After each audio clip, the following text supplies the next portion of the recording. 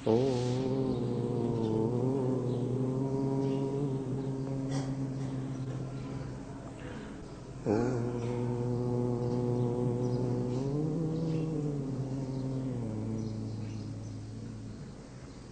मंगलमय मंगल करण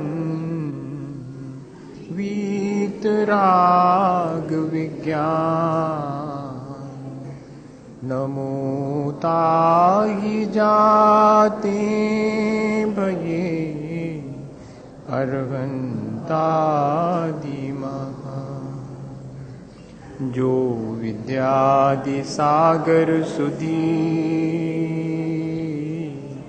जो विद्यादि सागर सुधी गुरु हैं हितैषी शुद्धात्म में निरत नित्य हितोपदेशी वे पाप ग्रीष्म ऋतु में जल हैं सयाने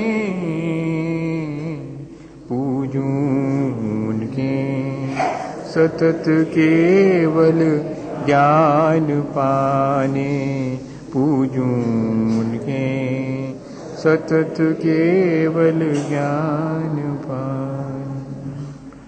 बोले भगवान महावीर स्वामी की, आचार्य कुंद कुंद स्वामी की, आचार्य गुरुवर विद्यासागर मुनि महाराज की।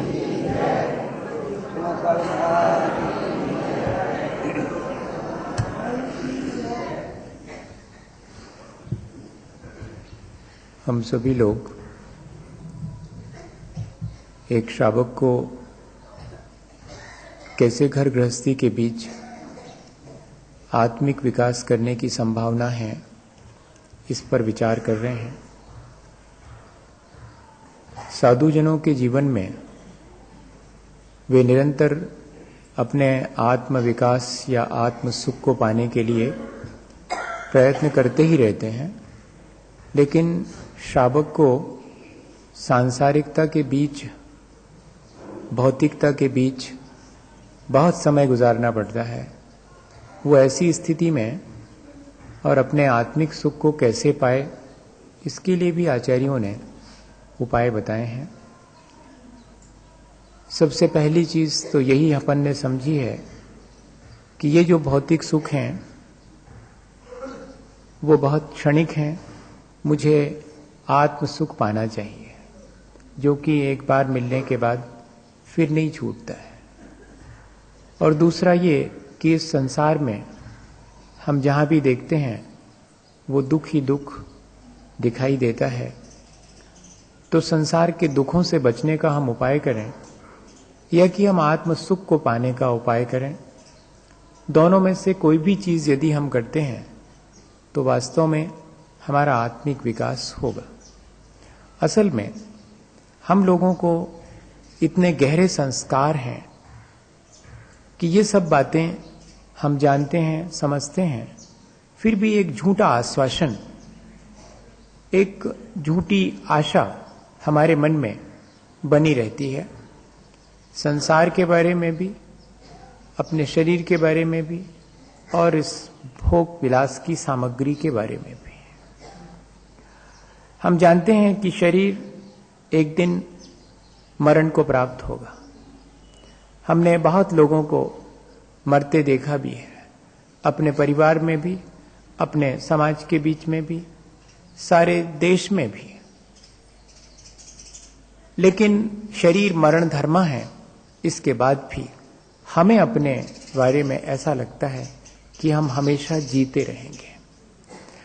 अभी मेरा मरण थोड़ी आया है, इतना ही नहीं, मेरा मरण अभी नहीं आएगा, जबकि हम ये भी नहीं जानते कि हो सकता है कि हम क्षण भर के बाद भी इस देह को हमें छोड़ना पड़े। लेकिन एक झूठा आश्वासन, एक झूठी आशा, जब भी कोई मरता है तब तो हमारे मन में थोड़ी देर को तो लगता है कि हाँ, यहां सबको मरना होगा, लेकिन सबको मरना होगा, पर मैं मरूंगा नहीं, अभी कहां, अभी तो मैं नहीं मरूं। ये फौरन अपने भीतर इस तरह का विचार आता है, जबकि उन क्षणों में ये विचार आना चाहिए जब हम शरीर को खिला पिला रहे हैं, सुला रहे हैं, उसकी सेवा में लगे हुए हैं। 24 घंटे अगर किसी की चाकरी हम करते हैं तो वो सिर्फ एक ही है, शरीर। 24 घंटे उसकी चाकरी करते हैं, समझ में नहीं आता, एकदम नहीं समझ में आता। अपने नौकरों की तरफ तो ध्यान जाता है जो हमारी सेवा करते हैं, लेकिन हम किसकी करते हैं, और वो भी 24 घंटे करते हैं। सारा सरंजाम, सारा प्रपंच उसी के लिए है, जबकि वो शरीर मरण स्वभाव वाला है। तो ऐसा नहीं कह रहा हूं कि आप शरीर से विड्रॉ कर लें, नहीं, शरीर से ये जो झूठी आशा है कि वो जिएगा, उसको हटा लें, बस इतना ही पुरुषार्थ करना है। ये जो संस्कार मन में पड़ा हुआ है कि शरीर हमेशा जीता रहेगा, नहीं, शरीर एक दिन मरेगा। इससे पहले कि जैसे सूरज ढले हम विचार कर लेते हैं कि काम अपना पूरा हो जाना चाहिए। सूरज ढलने से पहले, रात आने से पहले जैसे मुझे अपने सारे काम निपटाने की चिंता होती है, ऐसे ही एक दिन शरीर छूट जाएगा, एक दिन शरीर ढल जाएगा। इससे पहले मुझे अपने आत्म कल्याण का काम पूरा कर लेना चाहिए, बस इतना ही है, और कोई बहुत बड़ी चीज नहीं है। ये जो एक झूठा आश्वासन है कि मैं अभी जीऊंगा और पोस्टपोन करता रहता हूं मैं अपने आत्म कल्याण की बात को, वो जरा पोस्टपोन करना बंद कर दें। और अगर हम ये मान के चलें कि कल भी ये शरीर ढल सकता है, वैसे रोज ढल रहा है, कल पूरी तरह से नष्ट हो सकता है, इसके पहले मैं अपने आत्मा का कल्याण कर लूं। दूसरी चीज संसार के बारे में, जबकि हम जगह जगह कदम कदम पर दुख पाते हैं, इसके बाद भी एक झूठी आशा कि शायद सुख मिलेगा यहां, और इन चीजों में नहीं मिला, कहीं और किन्हीं और चीजों में मुझे सुख मिल सकता है। ये जो एक मन के भीतर झूठी आशा है। झूठी आशा क्यों है? क्योंकि हम कोशिश तो वो ही कर रहे हैं, हमारे अपने क्रियाकलाप से हम निर्णय लें, हमारे अपने बुद्धि से निर्णय नहीं लें, क्योंकि बुद्धि तो बहुत चालाक होती है, वो फौरन कहती कि मालूम तो है हमें संसार के बारे में, हाँ दुख है, नहीं, लेकिन हम अपने क्रियाकलापों में देखें कि ये बात वाकई में अगर दुख है तो फिर मेरा अपना बिहेवियर क्या होना चाहिए संसार के प्रति, संसार से अनासक्त होना। इसमें दुख है, इसलिए मुझे झूठी आशा नहीं बांधनी चाहिए सुख की। मुझे एक बार ये स्वीकार करने में क्या दिक्कत है कि हाँ दुख है, लेकिन हमारा मन इस बात को स्वीकार नहीं कर पाता। साइकोलॉजी में है एक मैकेनिज्म, डिनायल ऑफ रियलिटी, वास्तविकता से पलायन करने की जो आदत हमारे भीतर बहुत पुरानी है। वास्तविकता हम जानते हैं, ऐसा नहीं है कि हम वास्तविकता को नहीं जानते, लेकिन इसके बाद भी हमारे संस्कार कैसे पड़ गए हैं, हमें उन संस्कारों को तोड़ना है, बस इतना ही पुरुषार्थ करना है। बार बार हैमरिंग करें, हम बार बार अपने विचारों को इस तरफ ले जाएं कि नहीं, इस संसार में मैं ये जो झूठी आशा रखता हूं कि सुख मिलेगा, मिलेगा नहीं। एक बार पूरे मन से और इस आशा को खत्म कर दें कि नहीं मिलेगा, यहां दुख ही मिलेगा। अब क्या करना? तो मुझे सुख पाना है। सुख पाना है तो उपाय करो, सुख पाने का उपाय करो। संसार में सुख है ऐसा भ्रम क्यों पालो? जो वास्तविक सुख है उसको पाने का।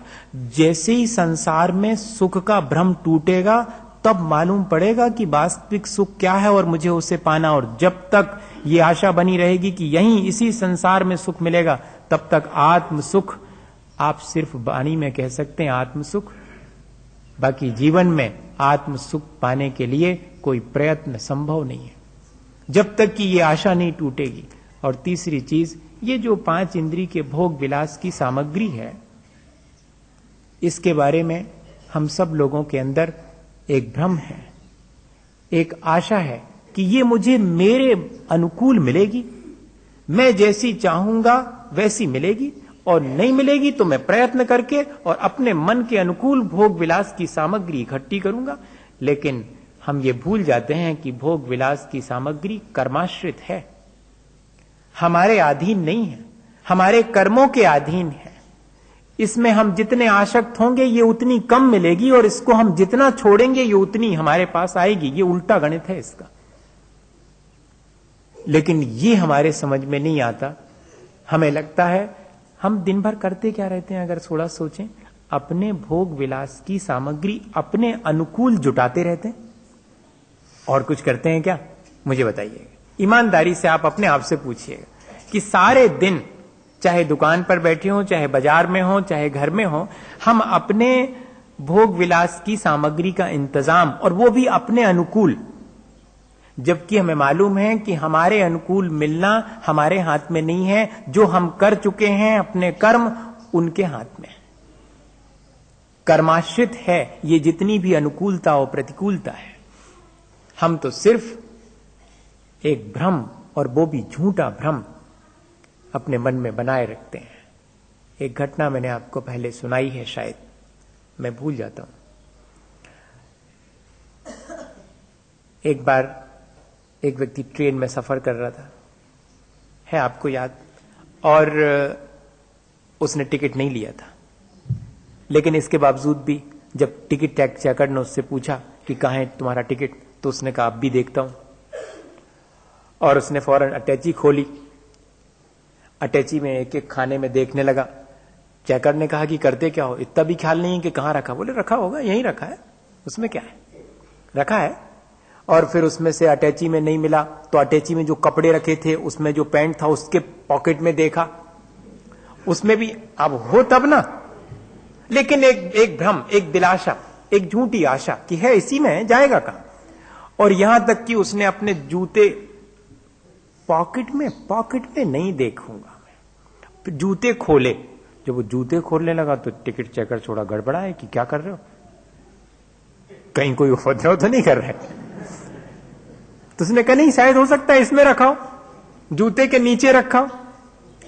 यहां तक तो बात हुई, लेकिन जब नहीं मिला तो मालूम, वो उठ के खड़ा हुआ और बाजू वाले के पॉकेट में हाथ डालने लगा। तब टिकट चेकर ने कहा कि क्या करते हो? बोले हो सकता मेरा टिकट वहां हो, लेकिन है तो। ये बड़ा प्रतीकात्मक उदाहरण है। और जब आजू बाजू के लोगों ने बहुत जोर से, उनको हंसी आ गई उसके बुद्धूपने पर, तो उन्होंने कहा कि तुम अपने पॉकेट में क्यों नहीं देखते? तो उसने कहा सुनो, थोड़ी सी आशा है कि शायद मेरे पॉकेट में मिलेगा, मैं उस आशा को तोड़ना नहीं चाहता।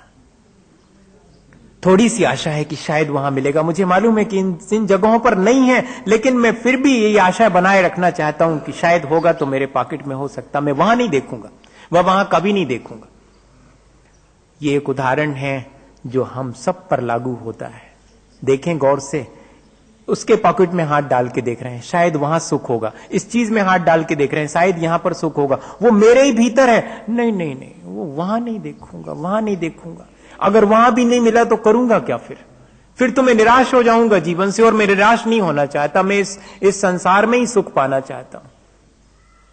ये जो झूठी आशा है, ये ऐसी ही है। हमें तो उस पर हंसी आती है, कह रहे ये कैसा बुद्धू व्यक्ति है, लेकिन हमें अपनी गैर बुद्धिमानी पर कभी भी रोना नहीं आता कि हम भी वही कर रहे हैं, ठीक वैसा ही। हम भी कहां कहां सुख पाने के लिए भटक रहे हैं, लेकिन जो वास्तविक सुख हमारे भीतर है, उसके लिए कोई प्रयत्न है 24 घंटे में? मेरे ख्याल से तो बहुत बहुत अपने जीवन में झांक के देखें कि कोई क्षण ऐसा होता होगा जिसमें कि हम इन सारे सुखों को छोड़ करके और कोई आत्म सुख पाने के लिए कभी 5 मिनट बैठते हो। मेरे ख्याल से नहीं। अपन ने तो ये सोच लिया है कि ठीक है, वो मैंने आज आलू नहीं खाए हैं, हो गया काम। हाँ, आलू नहीं खाए, बस आज मैंने और भी बहुत सारी चीजें नहीं खाई, हो गया, आत्म सुख हो गया। आज मैंने पूजा भी करी थी, और आज तो मैं महाराज के प्रवचन सुनने गया था। और अब चाहते क्या हो आप हमसे? इससे ज्यादा और क्या करें हम? और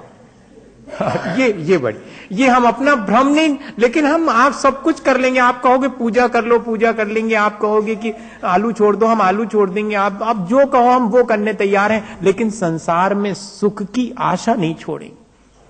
हाँ, संसार में सुख है, ये झूठी आशा हमसे नहीं छूटती। ये छूट जाएगी तो हम तो फिर संसार में रह ही नहीं पाएंगे, बड़े निराश हो जाएंगे हम। निराशा 2 तरह की होती है। जिस चीज के मिलने की संभावना है और प्रयत्न करने पर नहीं मिले तो मन उदास हो जाता, निराश हो जाता है। एक निराशा वो है, और ये निराशा हमेशा दुख में ले जाती है। लेकिन दूसरी निराशा और है, वो अगर हो जावे तो हमें सुख मिलेगा। कौन सी निराशा? जैसे हमने जान लिया कि इस चीज में मुझे सुख मिलेगा ही नहीं, मेरे सारे प्रयत्न व्यर्थ हैं, तो अंततः हम अगर निराश हो जाएं तो ये निराशा हमें सुख में ले जाएगी। जैसे हमने रेत में सोचा था कि तेल निकलेगा और निकाल के देख लिया, नहीं निकला, अच्छा हुआ एक भ्रम टूट गया। हम तो अभी तक यही मानते थे कि रेत में तेल मिलेगा और पानी में से हम मक्खन निकाल सकेंगे, लेकिन हमने बिलो करके देख लिया पानी, कोई मक्खन नहीं निकला, और हमने रेत को भी पेल करके देख लिया, कोई उसमें से तेल नहीं निकला। इस संसार में मैंने कई बार अपने जीवन में अनुभव करके देख लिया, कोई सुख नहीं मिला। अब मुझे कोई आशा नहीं है, मैं अंततः इस संसार की आशाओं से निराश हो गया हूं। अगर ऐसी निराशा हमारे भीतर आ जाए तो हमें सुख मिलेगा।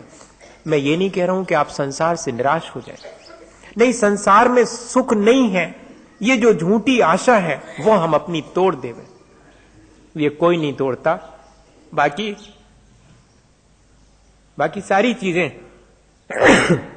सारी चीजें हम कर रहे हैं। हम सब, आप जो कहेंगे, बाहर से जो भी क्रियाएं करनी होंगी हम सारी क्रियाएं कर लेंगे, लेकिन शरीर मेरा मर जाएगा? नहीं मरेगा। संसार में दुख है? नहीं, थोड़ा बहुत तो सुख मिलता है। तो फिर भोग विलास की सामग्री मैं अपने अधीन, मेरे अधीन है, मैं जैसी चाहूं वैसी पालूंगा। हाँ, ऐसा ही लगता है मुझे, कर्माश्रित नहीं लगता। ऐसे हम बहुत सारे भ्रम अपने जीवन में पाले हैं। आचार्य भगवंत, चाहे साधु हो चाहे श्रावक हो, इन भ्रम को तोड़ने के लिए ही ये व्रत नियम संयम बताता है, और कोई उद्देश्य नहीं है। आपको कल तक आप कुछ और करते थे, आज आपसे कुछ और करवा लिया, इससे कोई फर्क नहीं पड़ता। बहुत सावधानी पूर्वक, क्योंकि सारे व्रतों की चर्चा अपन कर रहे हैं, लेकिन ये नहीं समझना मेरे इस प्ररूपण से कि मैं व्रतों को ग्रहण न करने की सलाह दे रहा हूं। मैं ये कह रहा हूं कि व्रतों को इस तरह से ग्रहण करें जिससे कि वास्तव में हमारे मन में जो आत्म सुख पाने की ललक है वो पैदा हो रहा है। ये कि संसार के भौतिक सुखों में ही हम सुख मान रहे हैं और छोड़ते जा रहे हैं कुछ चीजें। बस वही, जैसे कि 10 लाख रुपए कमाए हैं, थोड़े बहुत दान दे दिए, वो भी आनंद ले लिया, और ये आनंद तो है ही, 10 लाख रुपए का भी आनंद ले रहे हैं और थोड़ा सा दानी होने का आनंद भी ले लिया। 100 चीजें हैं, 100 चीजों में से 2-4 छोड़ दी, बाकी तो बड़े प्यार से खा रहे हैं और कह रहे हैं हम तो त्यागी भी हैं, हमने तो ये छोड़ रखा है। तो छोड़ रखा होगा आपने, लेकिन अभी भी जो चीजें आपने ग्रहण कर रखी हैं उनमें तो सुख मान रहे हैं कि नहीं? पहले नंबर तो ये मानसिकता बनानी पड़ेगी कि यहां सुख है नहीं, मैं जो ग्रहण कर रहा हूं उसमें भी सुख नहीं है, मैं जिस दिन इसको भी छोड़ दूंगा तब मुझे सुख मिलेगा। अभी तो मैं थोड़ा बहुत त्याग करके, थोड़े से व्रत नियम लेकर के और ऐसा सोचने लगता हूं कि बस जैसे मैंने सब कुछ कर लिया हो। ये चीज हमारे मन में आनी चाहिए कि वास्तव में क्या मैंने इस संसार की झूठी आशाओं को छोड़ा है कि नहीं। एक सिनेमा देखने गए थे 2 मित्र, हाँ, अपने साथ भी ऐसे ही घटित होता। वो सिनेमा देखने गए तो देखते देखते, और उसमें वो घोड़े दौड़ते हैं ना, उनकी दौड़, घुड़दौड़, उसकी कोई प्रतियोगिता थी उसमें सिनेमा में, तो वो दिख रही थी। काले रंग का भी घोड़ा था और एक नीले रंग का घोड़ा था।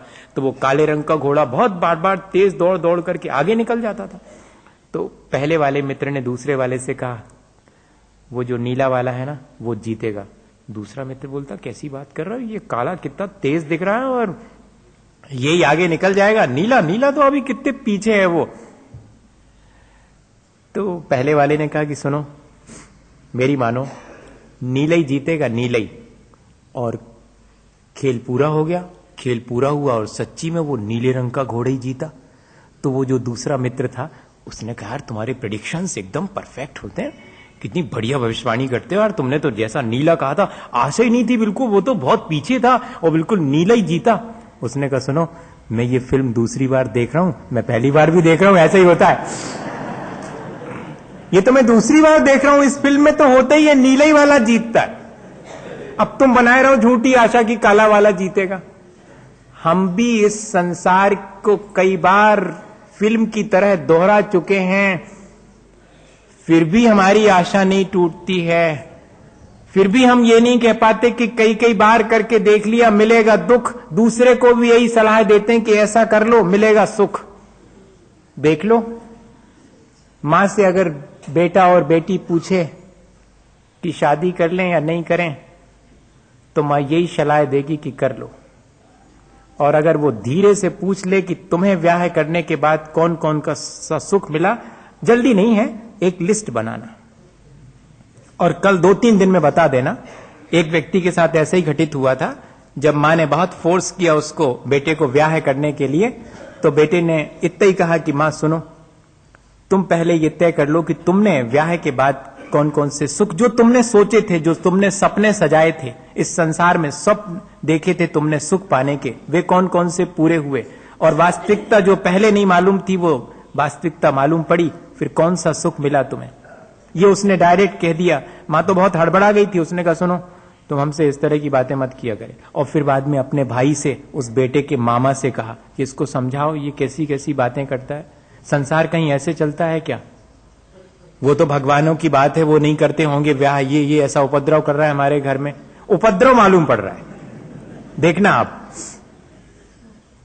अब मामा ने भी समझाया तो मामा को भी वही बात कह दी कि मामा आपने तो ब्याह किया है, आपने तो बहुत सुख पाया है, जरा मुझे लिख करके बताना कौन कौन से जो आपने सोचे थे, ऐसा नहीं जो आपने ब्याह से पहले सुख पाने के सोचे थे वो सब ब्याह के बाद पा लिया आपने।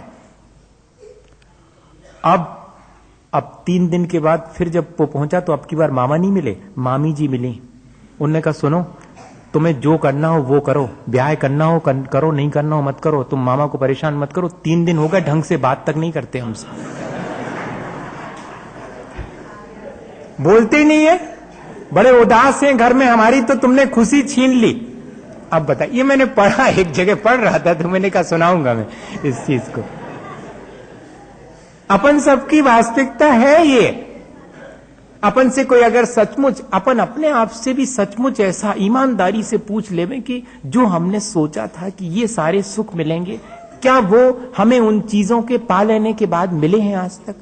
हमने सोचा था कि ये चीजें पाने से हमको ये सुख मिलेंगे। सच्ची बताएं, अगर अपने मन से पूछें कि वो चीजें मिल जाने के बाद क्या सचमुच सुख मिले? नहीं मिलते। इतनी झूठी आशा फिर क्यों रखें हम ये नहीं कह रहे हैं कि उनको हम चीजों को ना पाएं, हम ये कह रहे हैं कि उन चीजों में जो झूठी आशा है वो क्यों नहीं तोड़ देते। चीजें हैं, उपयोग में आती हैं, इनसे कोई मुझे सुख मिलने वाला नहीं है। सुख दुख तो मेरे अपने परिणामों के ऊपर निर्भर है और मैं अपने परिणाम सुधारता नहीं हूं और चीजों में और संसार में और इस शरीर में सुख की खोज करता हूं। ये मेरा भ्रम ही तो है और कुछ भी नहीं।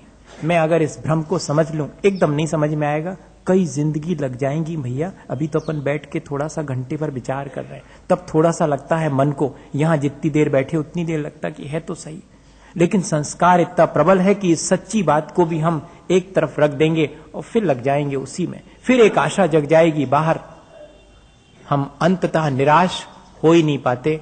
आचार्य भगवंतों ने इसीलिए ये चीजें रखी हैं। अभी तक क्या कहा? आत्म सुख पाने के लिए विचार करना, संसार में दुख है इस बात का विचार करना, लेकिन अकेले विचार करने से और इच्छा करने से नहीं होता, तो प्रयत्न करना। अब प्रयत्न कैसे करना? तो जो चीजें भोग विलास की मिली हैं उनकी लिमिटेशन कर लेना अपने जीवन में, उनकी सीमा बांध लेना।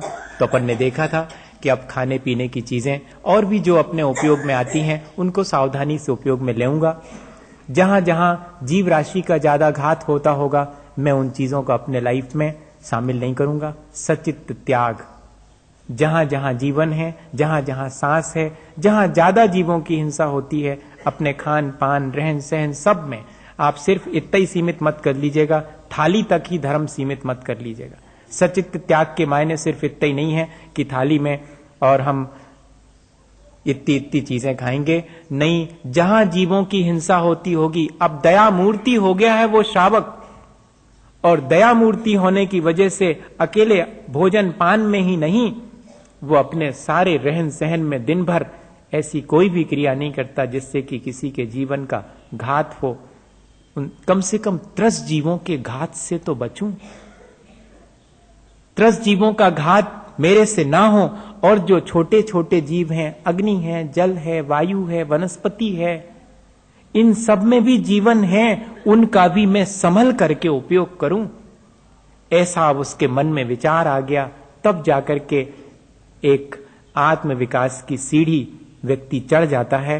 और अब और आगे जाके आज कह रहे हैं, अन्नम पानम खाद्यम लेह्यम नाशनाति यो विभावरियाम सचरात्रि भुक्ति विरता सत्वेश अनुकंप मान मना।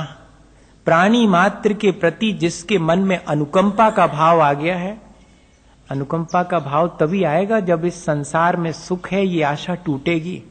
इसलिए मुझे पहले ये बात आपसे बहुत क्लियर करनी पड़ी, तब जाकर के हमारे अंदर वास्तव में अनुकंपा आएगी और बाहर दिखने लगेगी।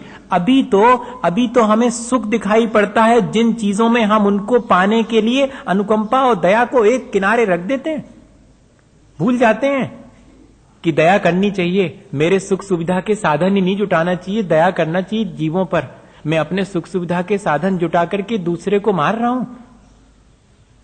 ये चीज हमारे मन में स्पष्ट होनी चाहिए कि हमारे अपने जीवन जीने के लिए मुझे सब जीवों पर दया करते हुए जीवन जीना है। तब फिर अन्नम, खाद्यम, लेयम, ये जो 4 प्रकार का आहार है, अन्न, पान, खाद्य, स्वाद या अन्न, जिसको कहते खाद्य, स्वाद, लेह और पेय, जिस भाषा में कहना हो, 4 ही प्रकार का भोजन है। इन चारों प्रकार के भोजन को, चूंकि उसके भीतर अनुकंपा है प्राणी मात्र के प्रति, इसलिए अब न स्वयं रात्रि में खाता है, न दूसरे को खिलाता है। कोई खाता है तो उसका समर्थन भी नहीं करता। इतना बड़ा संकल्प उसने अपने जीवन में ले लिया है। ऐसा संकल्प, ये कसौटी है हमारी दया की, ये कसौटी है हमारी करुणा और अनुकंपा की। हम बहुत बातें करते हैं करुणा, अनुकंपा और दया की। अगर सचमुच हमारे मन में दया है और करुणा का भाव है, प्राणी मात्र के प्रति अनुकंपा है, तो ये चीजें छूट जानी चाहिए। अगर नहीं छूटती हैं तो इसका मतलब है कि हम अपने को दयालु मानना छोड़ देंगे। हम अभी दयालु नहीं हुए हैं। अभी हमें अपना सुख दिखाई पड़ता है। अभी अपने सुख के लिए दूसरे को दुख में डालना भी हमें ठीक जान पड़ता है।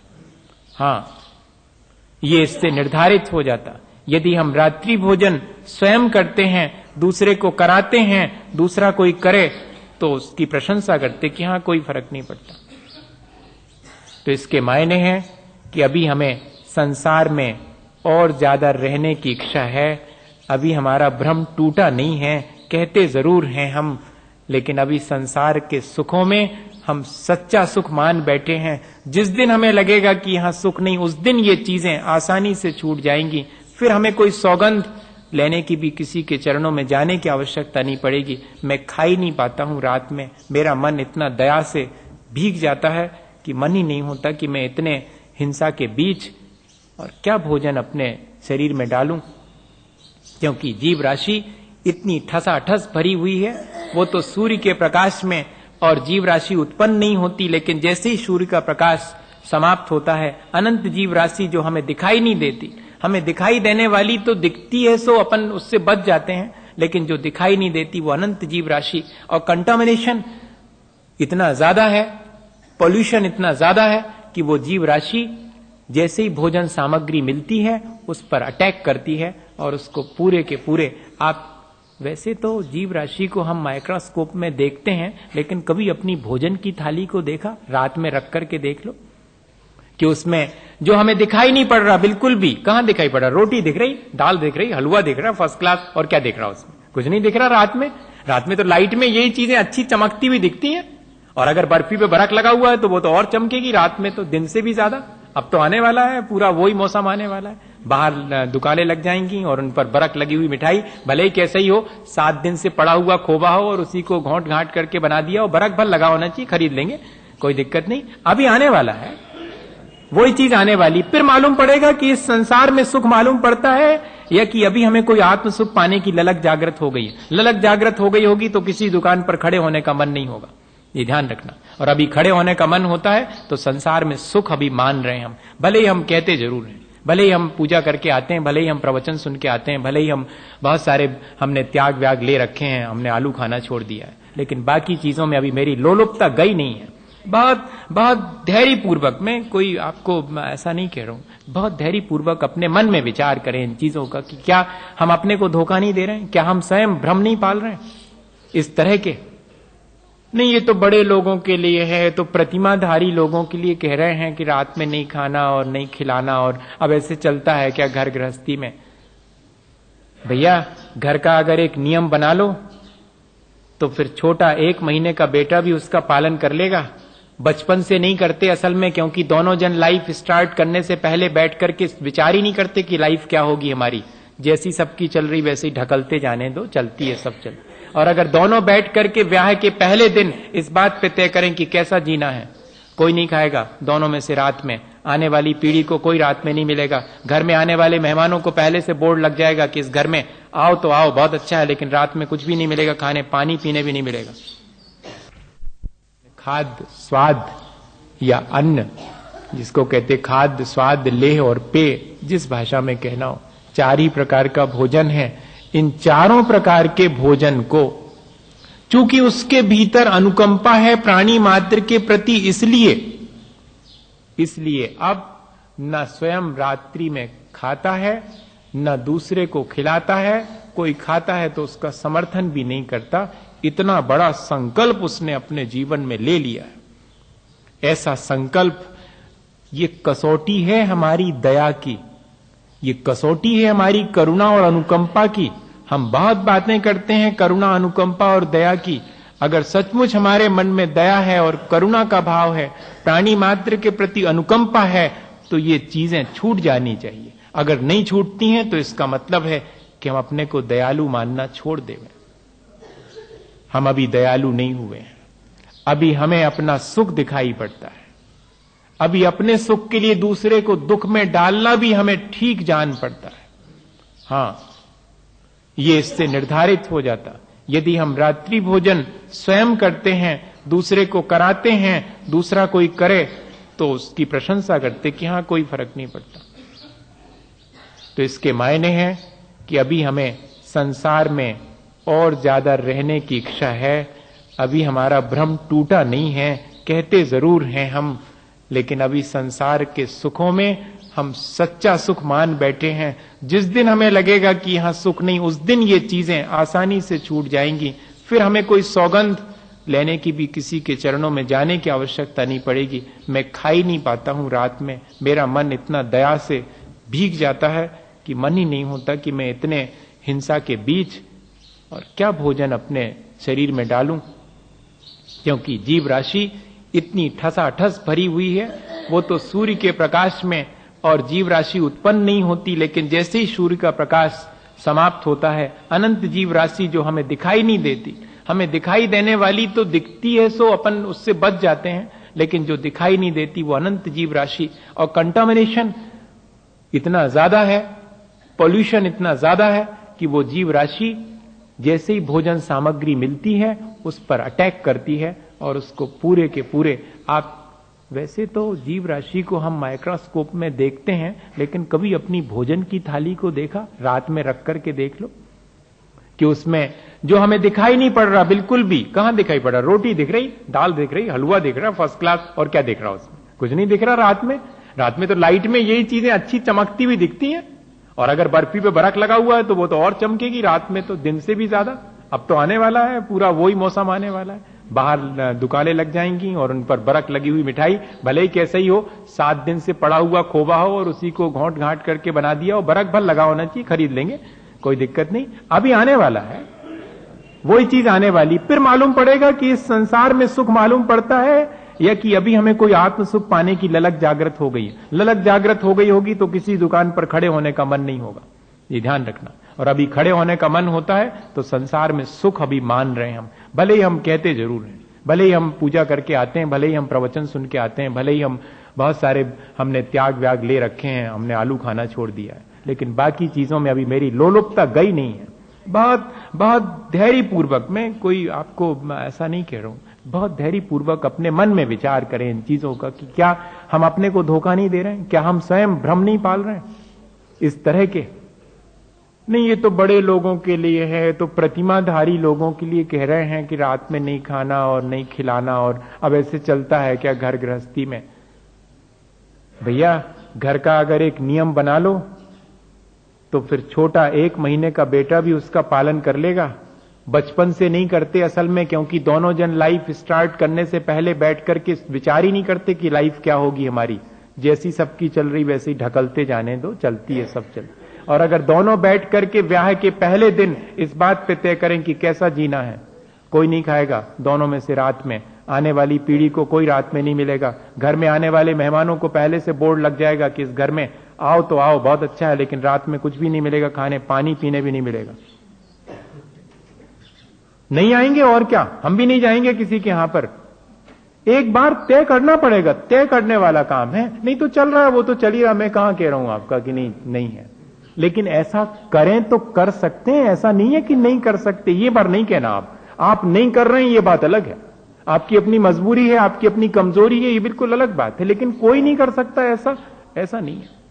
अभी भी लोग हैं जो कि बिना प्रतिमा लिए भी अपने घर का एक प्रामाणिक, अपने घर का एक नियम बना सकते हैं कि हमारे यहां पर आपको कोई भी चीज नहीं मिलेगी। रात में आप आए हैं, हमारे मेहमान हैं, बहुत प्रियजन हैं, तो आपको दिन में आ जाना चाहिए था, दिन में हम आपको देंगे।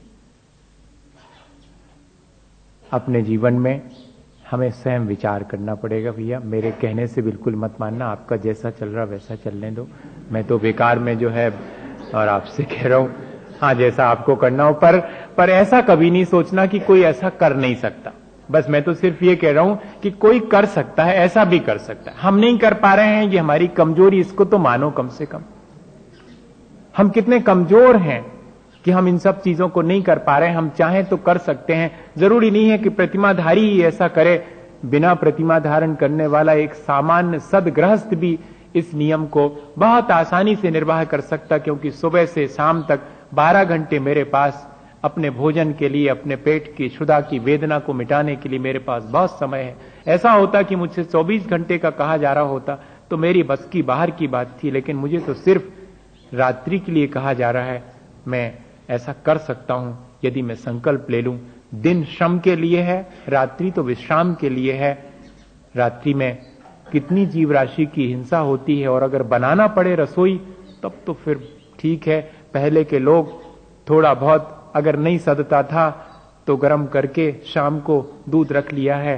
रात में बिल्कुल जब नहीं चलेगा तो थोड़ा बहुत दूध पी लेंगे। कोई चीज अगर बनी पहले से रखी होगी, लाओ थोड़ा सा दे दो, अब रात कैसे कटेगी, इसलिए ले लिया तो ले लिया। अब तो शौक से रात में ही तैयार करके रात में ही खा रहे हैं। इसके मायने क्या है कि हम कितने कमजोर हो गए, कितनी हमारे ऊपर हमारी ग्रिप खत्म हो गई, हमारा अपना स्वयं का अनुशासन खत्म हो गया। हमारी अनुशासन क्या, हमारी अनुकंपा, हमारी दया, हमारी करुणा खत्म हो गई। यही कहना पड़ेगा। हम अब संवेदनशील नहीं रहे हैं। अब तो सिर्फ हम पता नहीं क्या हासिल कर रहे हैं जीवन में। इन सब अपनी जो कहना चाहिए मॉरल वैल्यूज थी उनको खो करके एक रात्रि भोजन त्याग वाला व्यक्ति, प्रतिमाधारी व्यक्ति, उसके लिए तो यही सलाह दी है। वो प्रतिमा तभी लेगा, देखो घबराना नहीं, प्रतिमा तभी लेगा जबकि उसने अपने बच्चों का ब्याह कर दिया है, और ब्याह करने के बाद अपने बच्चों को गृहस्थी सौंप दी है। तब वो अपने बच्चों से कह देगा, बहू से कह देगा कि भाई तुम्हें घर जैसा चलाना हो वैसा चलाओ, मेहमान आए उनको खिलाना है खिलाओ, नहीं खिलाना मत खिलाओ, मुझे अब उसमें इन्वॉल्व नहीं करना। मैं अब इन सब से ऊपर, मेरा अपना जीवन जितना मैंने जी लिया, अब मैं सारी जिम्मेदारी घर गृहस्थी की तुम्हारे ऊपर है। ऐसा सोच करके, और कोई अभी शुरू में नहीं, वैसे तो शुरू में ही कर ले तो फिर हमेशा के लिए आसानी है। घर में दोनों जन ब्याह होने के बाद ये तय कर लें कि रात में नहीं खाएंगे, और इस घर में कोई रात में नहीं खाएगा, ऐसा नियम ले लें, तब तो फिर ब्याह से ही ये चीज शुरू हो जाए। और अगर नहीं कर पाए हैं तो कम से कम बच्चों का ब्याह होने के बाद और उन पर ये जिम्मेदारी डाल करके खुद तो माता पिता मुक्त हो ही सकते हैं कि अब मैं न रात में स्वयं खाऊं न किसी को खिलाऊं। तुम लोग जैसा करना हो वैसा करो, हम तो नहीं करेंगे। इतना भी नहीं कर सकते? एक एज के बाद, 60 साल के बाद इतना तो कर ही सकते हैं। नहीं ठीक है, शुरू में तो अब नहीं, जैसा चल पड़ा है सो चल गया, लेकिन अब आगे के लिए तो इतना कर सकते हैं। इतना भी अगर हम चाहें, एक सियार और पता नहीं कौन से जीव की घटना आती है कि नहीं आती। एक तिर्यंच के बारे में भी लिखा है कि उसने रात्रि में भोजन करने का त्याग ले लिया था, और फिर वो संध्या के समय बावड़ी में पानी पीने नीचे घुसा था, तो वहां अंधेरा होने से बाहर निकल आता था, और बाहर देखता था तो अभी तो उजाला है, तो फिर चला जाता था, फिर नीचे देखता था कि अंधेरा हो गया, हमने तो महाराज से कहा था कि अंधेरा होने पर हम नहीं खाएंगे। तो उसने नहीं खाया, प्राण निकल गए उसके, बार बार इसी प्रक्रिया में कि फिर नीचे गया तो अंधेरा, फिर ऊपर आया तो उजाला। और हम ऐसा कोई निर्णय क्यों नहीं ले पाते जीवन में? हमें भी अपने जीवन में कुछ निर्णय तो ले लेना चाहिए कि हम ऐसा करेंगे अब। और अगर हमने एक बार इस चीज का अपने जीवन में अनुशासन बना लिया तो कोई बहुत बड़ी बात नहीं कह रहे हैं आचार्य भगवंत, वो तो हमारे भीतर की दया करुणा को बढ़ाने के लिए ही कह रहे हैं। हमारी संवेदनशीलता अगर बढ़ जाए तो ये सारी चीजें अपने आप छूट जाती हैं, या ये चीजें छूट जाएं तो फिर हमें वक्त मिलता है अपने कल्याण की बात सोचने का। नहीं तो 10-11 बजे तक भोजन पानी में ही लगे, सुबेरे से शुरू हुआ भोजन पानी, और 10 बज गए, 11 बजे रात तक घर के सारे लोग उसी में, एक व्यक्ति के पीछे सब लोग लगे हैं भोजन पानी में। वो भी इतना भी वक्त नहीं है कि 6 बजे फुर्सत हो जाए और शांति से अब शाम के समय थोड़ा सा धर्म ध्यान कर लेवे। नहीं, अभी तो धर्म ध्यान क्या, घर में नहीं बनाओ, चलो अपन घूमने 8 बजे, सो घूमने चलो, वहीं खा पी लेंगे। घर में नहीं बनाया, कहां बनाया महाराज? आपने कहा था कि घर में नहीं बनाना चाहिए, खाना भी नहीं चाहिए रात्रि में, तो हमने बनाया ही नहीं, घर में नहीं बनाया। अब हम जा रहे हैं तो वहीं पर फुर्सत है। हम, आपने तो कहा था फुर्सत रहना चाहिए, तो हम फुर्सत है बिल्कुल, हमें कोई काम ही नहीं। 6 बजे हमने बिल्कुल घर में बनाना सब छोड़ दिया, सब खत्म। अब तो 7-8 बजे निकलेंगे सब बाल बच्चों को लेकर के, और किसी एक बढ़िया उसमें होटल में बैठेंगे, उसके बाहर जो सजाया गया होगा उसमें बैठ करके खा लेंगे। अपन ने बनाया ही नहीं, उनने ही सब बनाया, सब किया हो, अपने को कोई पाप नहीं लगेगा। बहुत होशियार है अपना मन, ऐसी बहुत सी चालाकियां अपने मन ने सीख रखी हैं। लेकिन बात वही है, हमारी आसक्ति हमें कहां कहां ले जाती है, हमारे जीवन को कितना कमजोर कर देती है। हम चाहें तो इस कमजोरी को हटा करके और अपने जीवन में इन छोटी चीजों को, जो बहुत छोटी सी हैं, आचार्य भगवंतों ने लिखी हैं हमारे कल्याण के लिए, अंगीकार कर सकते, इसी भावना के साथ कि हम सब लोग अपने आत्म विकास के लिए इन प्रयत्नों को भी अपने जीवन में करें। बोलिए आचार्य गुरुवर विद्यासागर मुनि।